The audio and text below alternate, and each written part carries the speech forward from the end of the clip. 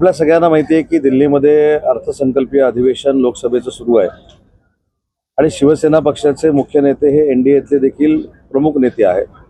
त्याच्यामुळं लोकसभेचं अधिवेशन सुरू असताना आपल्या पक्षाच्या खासदारांना भेटण्यासाठी महाराष्ट्राच्या विकासाच्या दृष्टीनं काही चर्चा खासदार महोदयांशी करण्यासाठी कायमस्वरूपी एकनाथ शिंदेसाहेब दिल्लीला जात असतात आणि त्याच भावनेनं आज एकनाथ शिंदेसाहेब दिल्लीमध्ये आहेत आणि दिल्लीमध्ये गेल्यानंतर ते एनडीएचे प्रमुख नेत्यांपैकी एक असल्यामुळं ते पंतप्रधान महोदयांना देखील भेटतात, अमित शाह साहेबांना देखील भेटतात, तिथल्या सिनियर मंत्र्यांना देखील भेटतात आणि दरवर्षी अधिवेशन असताना ज्या पद्धतीनं शिंदेसाहेब त्या ठिकाणी जातात त्याच उद्देशाने शिंदेसाहेब तिथे गेलेले आहेत। काल रात्री सगळ्या खासदार महोदयांची बैठक झाली।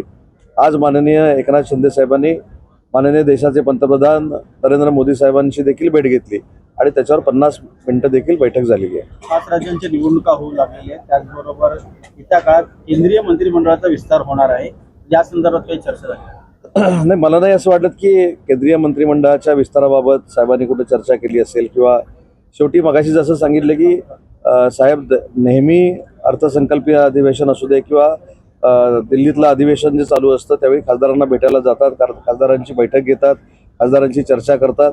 त्याच उद्देशाने साहेब त्या ठिकाणी गेलेले होते आणि तिथे गेल्यानंतर स्वाभाविकच देशाचे पंतप्रधान नरेंद्र मोदी साहेबांना भेटण्याची जर संधी मिळाली तर ते घेतात आणि ती संधी स्वतः मोदी साहेब त्यांना उपलब्ध करून देतात, हे खरं महत्त्वाचं आहे। आणि त्याच भावनेतनं काल शिंदेसाहेब दिल्लीमध्ये आहेत आणि आज साहेबांनी मोदी साहेबांची भेट घेतली।